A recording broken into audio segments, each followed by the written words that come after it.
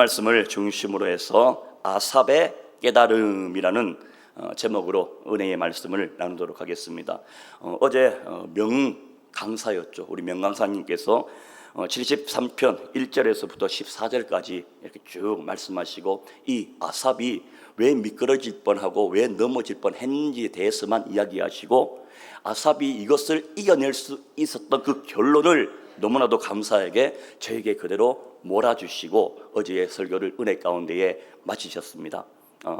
부러운 인생, 복된 인생의 그 차이점에 대해서 우리 김신혜 전도사님께서 은혜스럽게 말씀을 전해주셨는데, 이 부러운 인생과 복된 인생의 그 차이점, 그 키워드를 형통으로 잡으셨어요.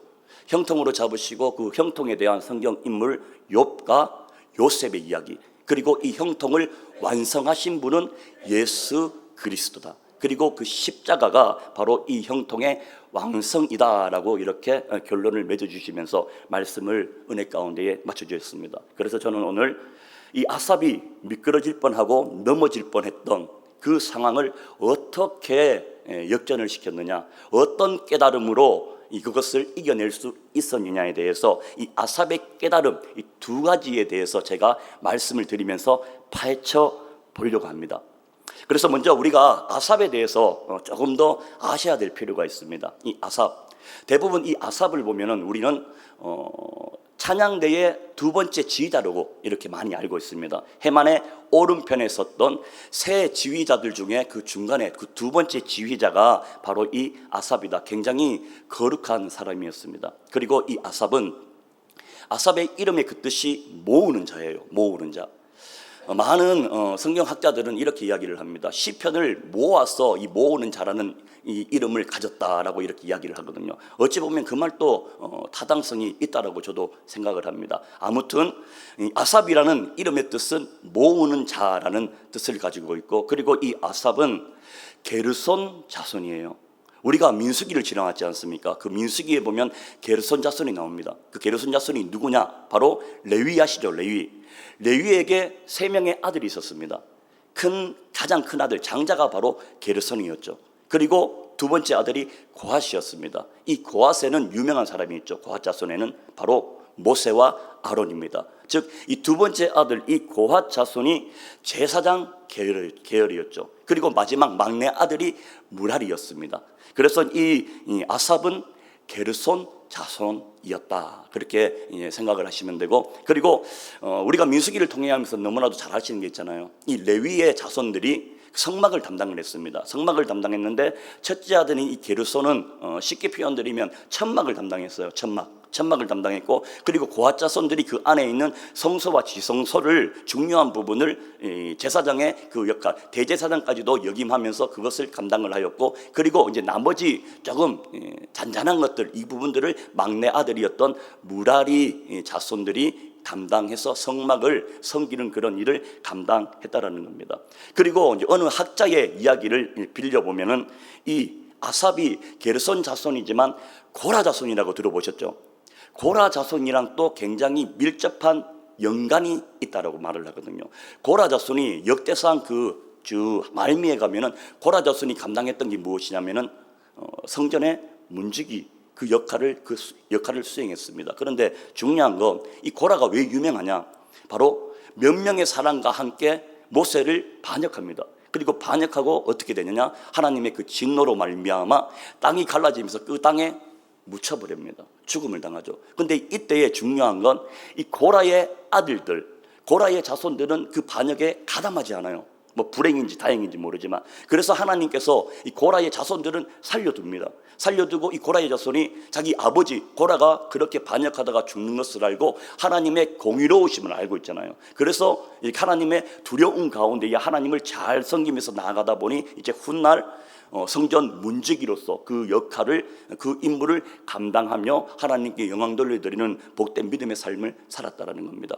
그래서 어찌 보면은 이 아삽, 우리가 알고 있기로는 두 번째 찬양대의 지휘자, 해만 옆에 오른쪽에 섰던 지휘자로 이렇게 알고 있지만, 이 아삽의 첫 번째 그 시작은 바로 문지기에서부터 시작되어졌다라고 말하는 학자들도 있습니다.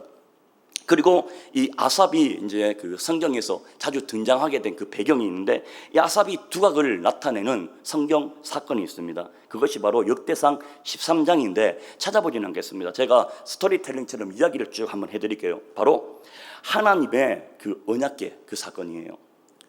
블레셋에 하나님의 언약궤를 빼앗깁니다. 그런데 블레셋이 왠지 모르게 하나님의 언약궤를 가지고 있는 것이 부담스러워요. 그래서 그것을 돌려줍니다. 그래서 기란 여아림의 아비나답의 집에 이 하나님의 언약궤가 20년가량 방치가 되어져요. 그리고 이 방치되었던 하나님의 언약궤를 이제 다윗이 다윗성으로 옮기려고 합니다. 그 옮길 때 사용받았던 그 인물이 누구냐? 바로 우사입니다. 우사. 여러분 아마 이 지명 제가 말씀드리면 기억나실 거예요. 베레스 우사라는 이 지역이 있습니다. 이 베레스 우사가 왜 베레스 우사가 되었느냐? 이제 이 우사가 하나님의 언약궤를 이제 다윗성으로 옮기는 그 사명을 부여받고 그 소명을 부여잡고 그리고 옮깁니다. 이제 옮기는데 어떻게 옮기느냐? 새 수레를 만들고 새 수레 위에다 하나님의 언약궤를 올려놓습니다. 그리고 소들이 그 새 수레를 끌고 가는 거예요. 그런데 어느 정도 가다가 보니까 갑자기 이 소가 미쳤는지 그거는 모르겠지만 날뛰어요. 그래서 이 하나님의 언약궤가 그 수레에서 떨어지려고 하는 거예요. 아차 싶어서 우사가 하나님의 그 궤를 만집니다. 그때 어떻게 합니까? 하나님의 진노가 임하죠. 바로 그 자리에서 우사는 찢어 죽임을 당합니다. 그것을 다윗이 보고 다윗이 바로 그곳 그 지역 이름을 베레스 우사라고 짓습니다. 하나님께서 충돌하셨다라는 그런 뜻을 가지고 있거든요. 그래서 이 베레스 우사라고 이 지역의 이름을 짓고 결국은 하나님의 그 언약궤를 그때 당시에는 다윗성으로 옮기지 못합니다. 그리고 거기에서 가장 가까웠던 오벳 에돔의 집에 그 하나님의 언약궤를 두죠. 그런데 가만히 보니까 하나님의 언약궤를 가만히 봤는데 이 오벳 에돔의 집이 하나님의 언약궤가 있는 이 오벳 에돔의 집이 계속해서 하나님의 복을 받는 거예요. 다윗이 그것을 봤습니다. 배 아팠을까요? 배 아프지 않았을까요? 다윗은 여러분 굉장히 거룩한 욕심 있는 사람이었어요. 하나님에게는 정말 열심히 했던 사람입니다. 정말 배가 아파서 죽을 것 같은 거예요. 그래서 신하들에게 시킵니다. 당장 저 하나님의 언약궤를 다윗성으로 옮길 수 있는 그 방법에 대해서 연구를 해라. 신하들에게 명령을 내려요. 그 연구를 한 사람이 바로 그 중에 한 명 가운데 그 한 사람이 아삽이었던 거예요. 그리고 이 아삽이 모세 오경, 이때 당시에는 성경이 오경밖에 없었잖아요. 이 오경을 연구를 합니다. 연구를 하다 보니까 거기에서 발견하는 하나님의 은혜로 발견하는 깨달음이 있어요. 그게 무엇이냐?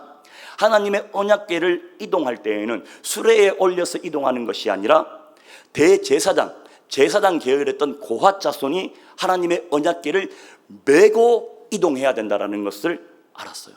그리고 훗날 이 하나님의 오벳 에돔의 집에 있었던 하나님의 언약궤를 다윗성으로 옮기죠. 바로 그때부터 하나님의 언약궤가 나오는 그 모든 구절을 보면은 거기에 빠짐없이 아삽의 이름이 들어가 있습니다. 아삽이 해만의 오른쪽에 서서 찬양대를 지휘했다라고 해요. 근데 쉽게 얘기하면 그거죠. 왜 우리가 예전에 보면 암행어사 출두할 때도 암행어사 출두요 소리 지르잖아요. 그리고 중전마마 납시오 먼저 이야기를 하잖아요. 그거와 마찬가지예요. 뭐 찬송했다고 그러는데 뭐 물론 노래도 불렀겠죠. 그러나 하나님의 언약궤가 나아가오 이렇게 소리 지르는 것도 하나님을 찬송하는 그런 방법이죠. 그런 역할을 감당하게 되었습니다. 이 아삽이. 근데 여기에서 머문 것이 아니었죠. 어제 우리 김신혜 전사님을 통해서 그 말씀을 찾아봤지만 이 아삽은 더욱더 그 오경을 성경을 하나님의 말씀을 주야로 묵상하고 연구를 했는가 봐요. 그래서 결국은 선견자가 됩니다. 즉 선지자가 됩니다. 그게 역대하 29장 30절에 나와 있습니다. 히스기야 왕 시절에 말했던 그 기록인데 우리 이건 한번 찾아보겠습니다. 역대하 29장 30절 말씀입니다. 역대하 29장 30절 말씀. 역대하 29장 30절 말씀. 자, 다 함께 시작. 히스기야 왕이 기인들과 더불어 레위 사람을 명령하여 다윗과 선견자 아삽의 시로 여호와를 찬송하게 하며 그들이 즐거움으로 찬송하고 몸을 굽혀 예배하니라. 자, 분명히 다윗과 선견자 아삽의 시로라고 말합니다. 아삽, 선견자 아삽. 바로 이 아삽이 성경을 너무 연구하다 보니까 선지자가 된 거예요. 즉 이 아삽은 어떤 인물이었냐? 정말 거룩한 인물로 표현이 되고 있습니다. 그리고 이 아삽은 찬양만 잘하는 것이 아니라 시 또한 굉장히 잘 지었어요. 그래서 아삽의 시를 보면은 그 표현 방법이 굉장히 고급스럽습니다. 정말 고급스러운 단어를 사용한다는 것을 우리가 알 수가 있거든요. 그래서 이 아삽은 즉 문지기에서부터 시작해서 찬양대 두 번째 지휘자를 겸하고 그리고 마지막 그 순간에는 선지자의 역할까지도 감당했다. 즉 오늘날로 말하면은 우리가 이제 우스운 이 표현으로 드리자면은 흑수저에서 금수저가 되어버렸어요. 자기 스스로의 힘으로. 그런데 중요한 건 이 아삽이 흑수저에서 금수저, 문지기에서 하나님의 선지자까지 갈 때까지 얼마나 많은 하나님을 체험하고 하나님의 그 은혜를 깨닫고 그리고 하나님의 주시는 그 깨달음을 가지고 있었겠냐는 거예요. 그래서 저는 오늘 이 시간 이 아삽의 중심이 되어지는 깨달음 첫 번째와 그리고 그 깨달음으로 말미암아 연이어져서 깨달아지는, 그래서 그게 오늘 결론이 되어지는 두 번째 깨달음까지도 말씀을 드리면서 오늘 이 본문 말씀을 마치려고 합니다. 자, 아삽의 이 첫 번째 깨달음은 참 아이러니하게도 시편 73편부터 즉 이제 시편 이 제3권에 총 아삽이 쓴 시편이 11편이 있어요. 근데 아삽이 총 이 시편에 이렇게 기록한 이 시편은 총 12편입니다. 그래서 시편 50편 제2권에 있는데 시편 50편에 보면은 이 아삽의 믿음의 근간, 믿음의 중심 사상이 50편에 나와져 있습니다. 이 50편을 먼저 살펴보기 전에 자 먼저 시편에 대해서 제가 잠깐 설명을 드리겠습니다. 시편은 총 1권, 2권, 3권, 4권, 5권으로 나뉘어져 있어요. 나뉘어져 있는데 이게 왜 5권으로 나뉘어졌냐? 모세 5경, 이 5경을 중심으로 해서 나뉘어진 겁니다. 그래서 1권은 창세기, 2권은 출애굽기, 3권은 지금 오늘 보는 우리 본문이죠. 3권은 레위기예요. 그리고 4권은 민수기, 그리고 5권은 신명기. 이렇게 해서 각자의 그 성정에 따라서 성경의 그 특색에 따라서 분배를 해놓은 거예요. 시편이. 이 분배를 누가 했다? 바로 다윗과 이 아삽이 분배를 하고 이것을 마무리한 사람이 히스기야 왕 시절에 마무리가 된 겁니다.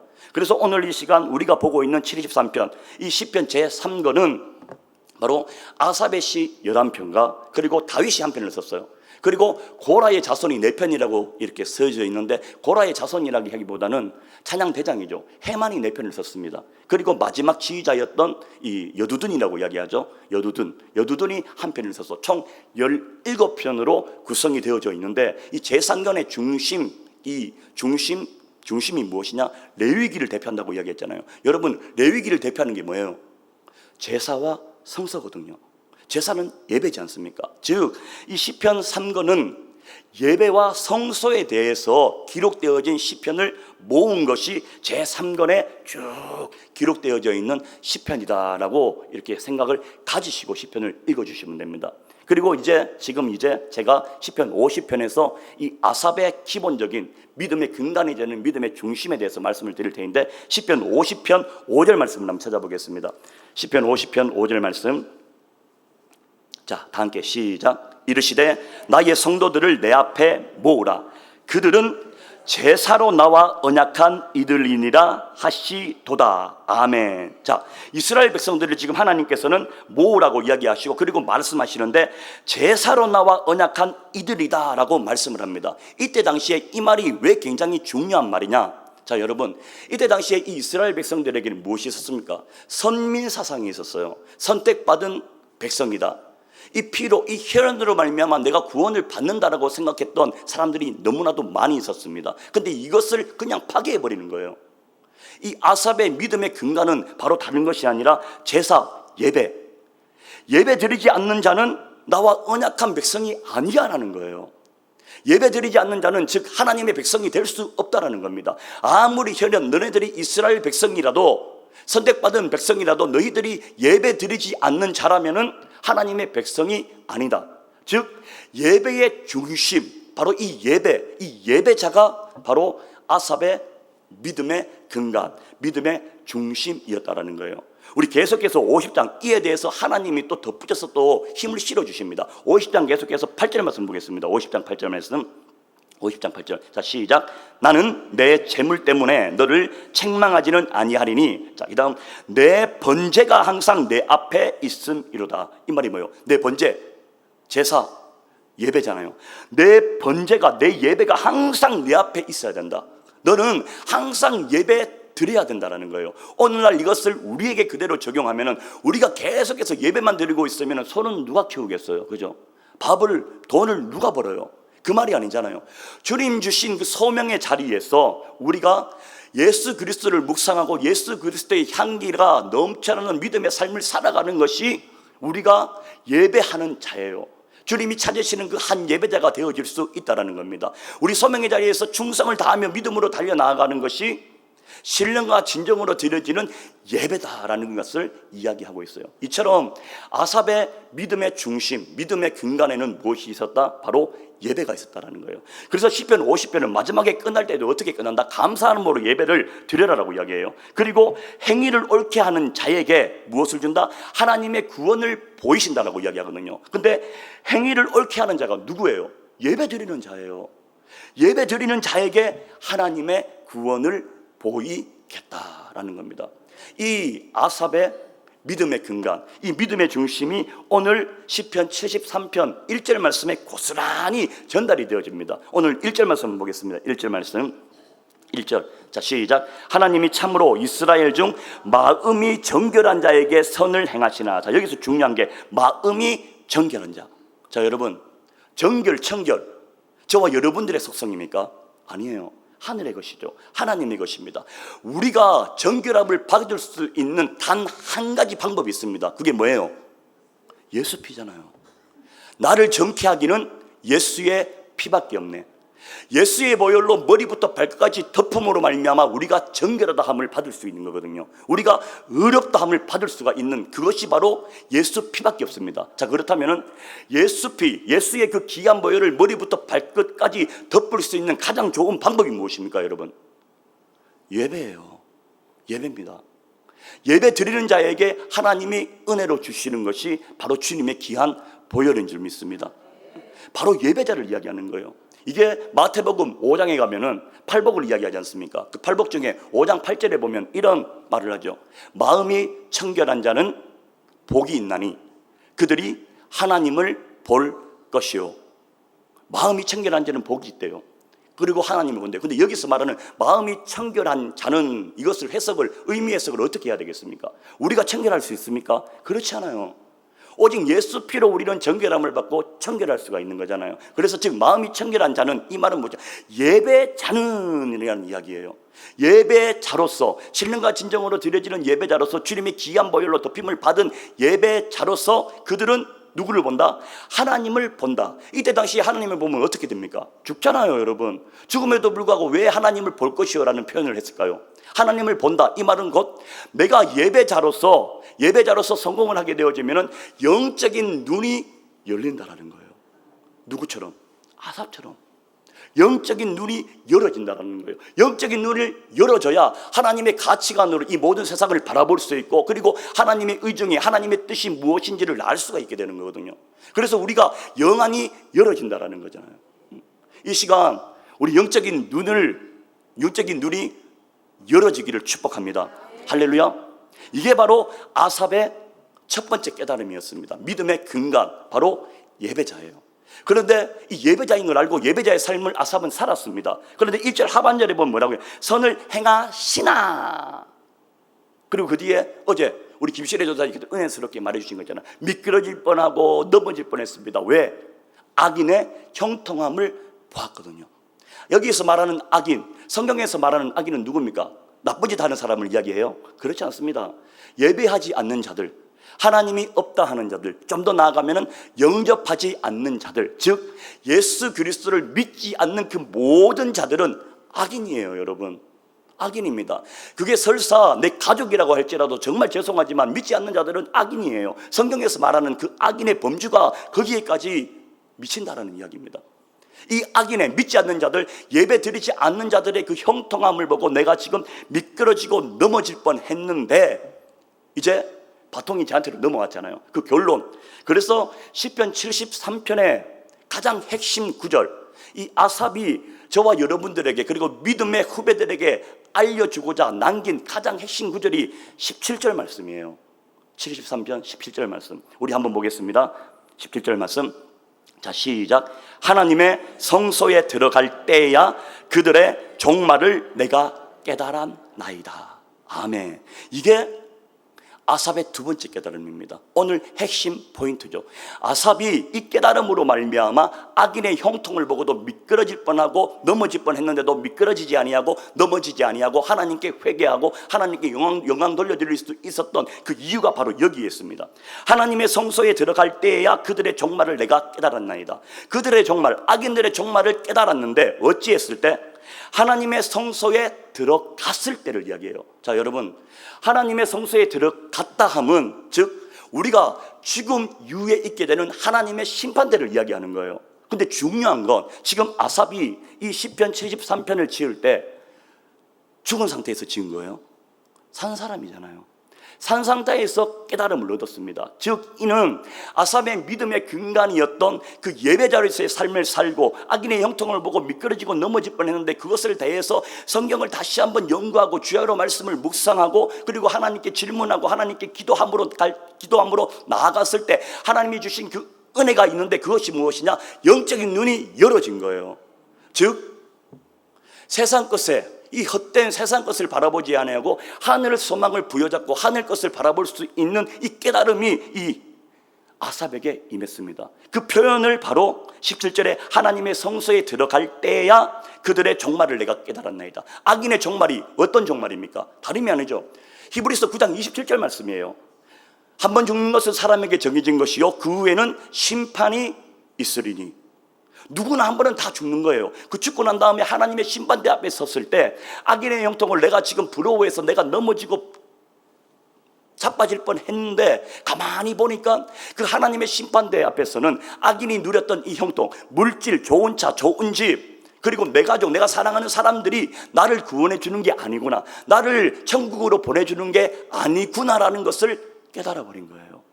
이게 아삽의 깨달음입니다. 그리고 저와 여러분들이 오늘날 악인의 형통함을 보고 하나님을 원망하지 아니할 수 있는 그 이유가 바로 여기에 있는 거예요.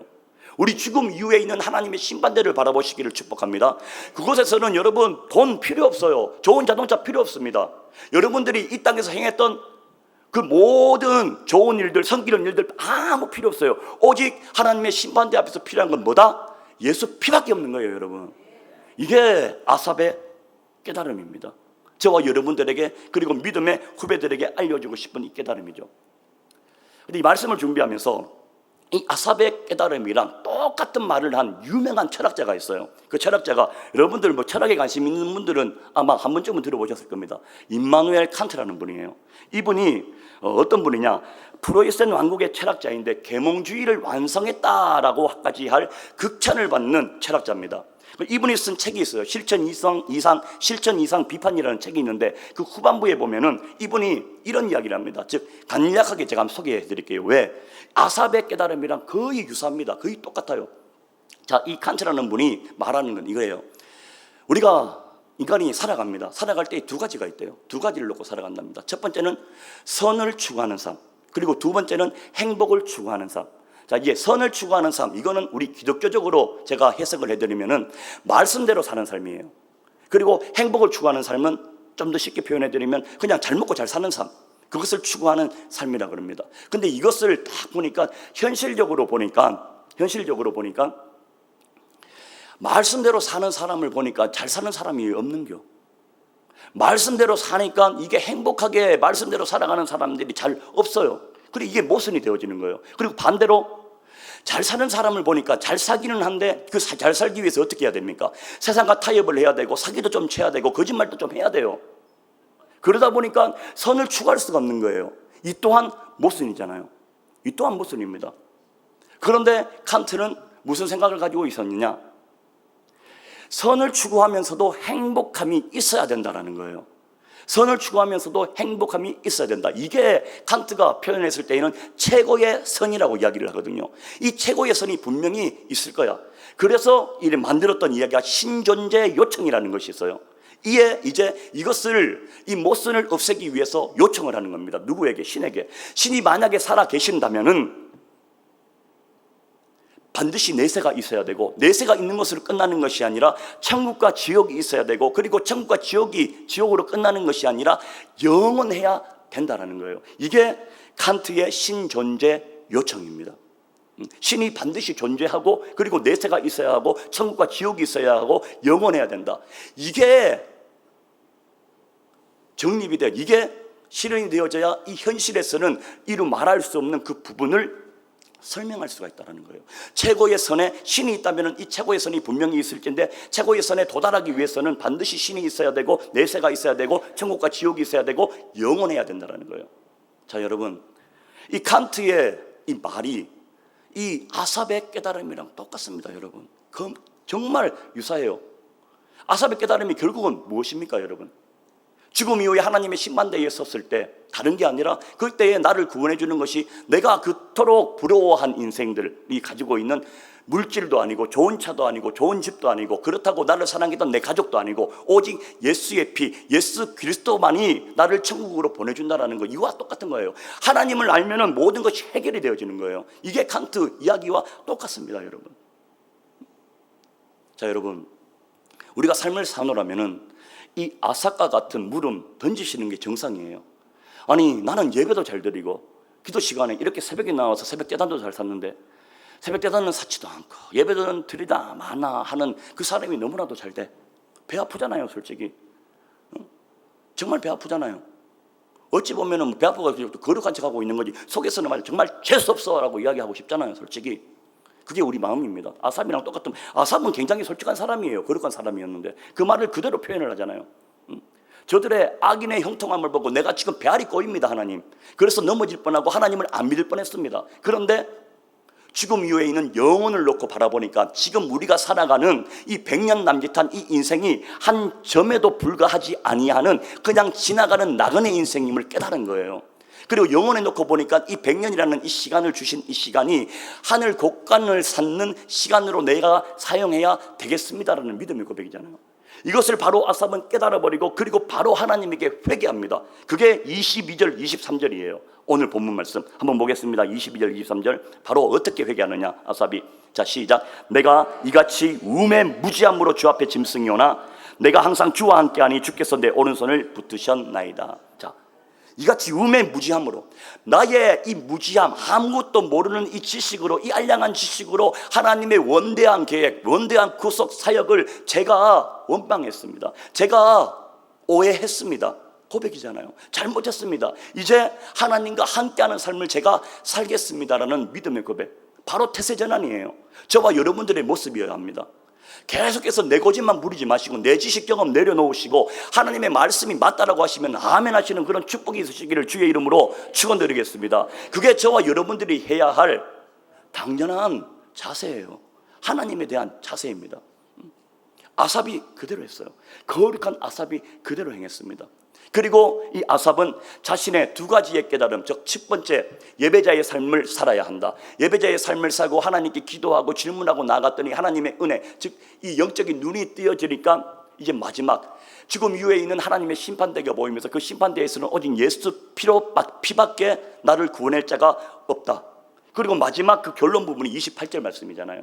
28절 말씀, 즉 예배자, 하나님께 은혜를 받은 영적인 눈이 뜨인 이 예배자는 어떻게 해야 한다. 이거는 28절은 제가 더 이상 말씀 안 드려도 돼요. 우리 담임 목사님께서 그토록 이 28절을 인용하시고, 그리고 28절을 통하여서 우리 성도님들에게 나누어졌던, 비전을 나누어졌던 그 구절입니다. 그래도 한번 읽어보겠습니다. 결론은 내야 되니까. 자, 28절 말씀 보겠습니다. 28절. 자, 시작. 하나님께 가까이 함이 내게 복이라. 내가 주 여호와를 나의 피난처로 삼아 주의 모든 행적을 전파하리이다. 아멘. 영적인 눈을 뜬 하나님께서 기뻐하시는 그 예배자는 어떻게 살아야 된다? 바로 하나님과 동행한다 사명을 가지고 이 땅을 살아내야 한다라고 말합니다. 근데 중요한 게 있어요. 하나님께 가까이 함이 내게 복이라. 즉 동행을 이야기합니다. 동행을 이야기하는데, 하나님과 동행하는데 두 종류의 동행이 있어요, 여러분. 첫 번째 동행은 무엇이냐? 하나님과 동행을 합니다, 함께. 그런데 어떤 일이 생겼어요. 그때 하나님 잠시만 기다리십시오. 제가 금방 가서 일 처리하고 오겠습니다. 가는 거예요. 내가 일 처리하고 돌아옵니다. 이게 첫 번째 동행이에요. 하나님께서 기뻐하시는 동행일까요? 아닐까요? 아니죠. 하나님이 정말 원하는 동행은 두 번째 동행이죠. 동행하고 하나님과 함께 걸어가고 있습니다. 그런데 어떤 일이 일어났어요. 그때 하나님 계십시오, 제가 다녀오겠습니다 라는 것이 아니라 하나님께 모든 것을 맡겨드렸으니 하나님께서 책임져 주십시오. 바로 이게 하나님께서 원하시는 임마누엘, 함께 하시고 때를 따라 도와주시는 그런 동행인 줄 믿습니다. 그래서 28절은 하나님께 가까이 하면 내게 복이라, 하나님과 동행하는 것이 내게 복이라고 이야기하고 그 다음에 내가 주 여호와를 나의 피난처로 삼는다라고 이야기해요. 나의 도피성으로 삼는다라는 거예요. 나의 피난처로 삼는 그 동행하심으로 말미암아 이제 마지막 사명이잖아요. 주의 모든 행적을 전파하리이다. 할렐루야. 주의 모든 행적을 전파하는 것은 여러분 사명이에요. 제가 요즘 들어 계속해서 사명, 소명에 대해서 설명을 드렸지 않습니까? 사명은 여러분들이 믿는 우리가 하고 싶어서 하고 하기 싫어서 하지 않는 것이 아니에요. 사명은 그냥 하나님의 명령입니다. 하나님의 명령이라 하면 우리가 죽을 수 있어도 하나님의 이 명령, 지상 최대의 명령, 이 사명은 무조건 감수해야 되는 거예요.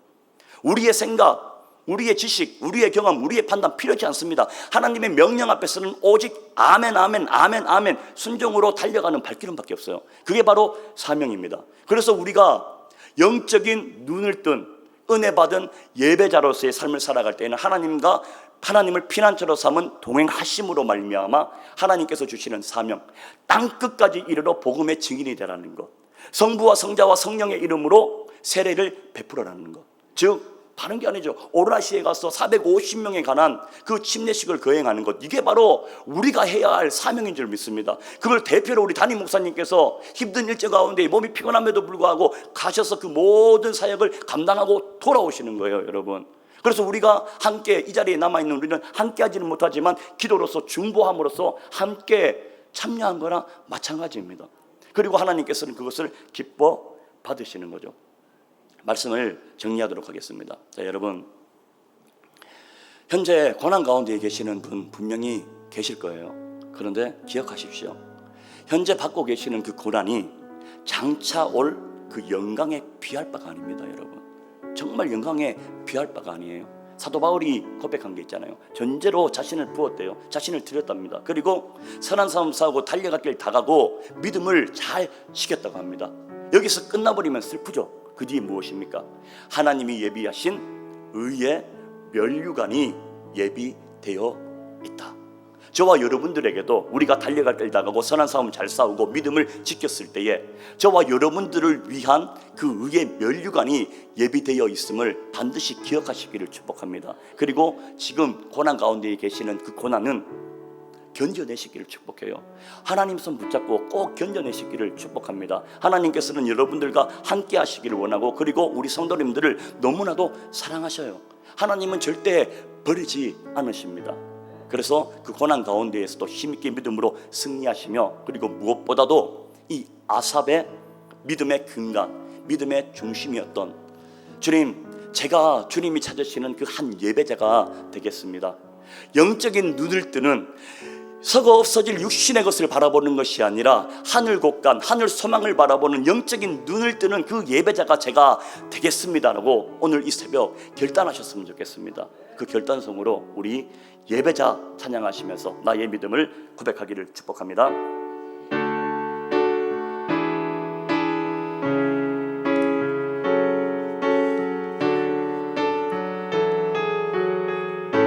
아무도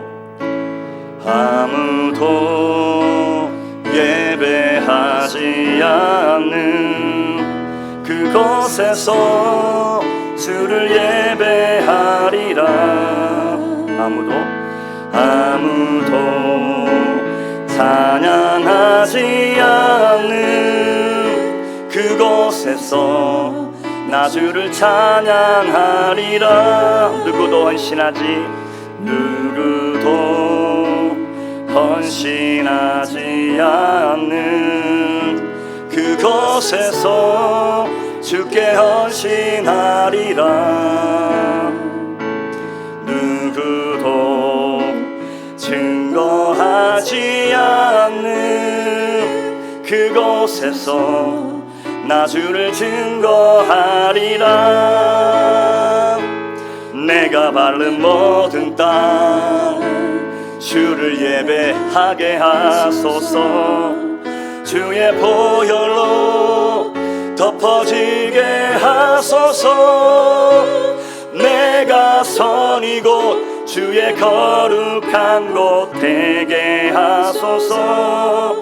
주의 향기로 물들이, 우리 다시 한번 고백합니다. 아무도 예배하지 않는, 아무도 예배하지 않는 그곳에서 주를 예배하리라. 아무도 찬양하지 않는 그곳에서 나 주를 찬양하리라. 누구도 헌신하지 않는, 누구도 헌신하지 않는 그곳에서 주께 헌신하리라. 아멘. 누구도 증거하지 않는 그곳에서 나 주를 증거하리라. 내가 밟은 모든 땅 주를 예배하게 하소서. 주의 보혈로 덮어지게 하소서. 내가 선 이곳 주의 거룩한 곳 되게 하소서. 주의 향기로 물들이소서. 내가 밟는 모든 땅 주를 예배하게 하소서. 주의 보혈로 덮어지게 하소서. 내가 선 이곳 주의 거룩한 곳 되게 하소서. 주의 향기로 물들이소서. 참 좋으신 사랑의 하나님, 감사합니다. 오늘 특별히 시편 73편 아삽의 시로 말미암아 아삽의 깨달음을 공유하게 하여 주심을 감사를 드립니다. 주님께서 찾으시는 그 한 예배자가 제가 되어지기를 원합니다.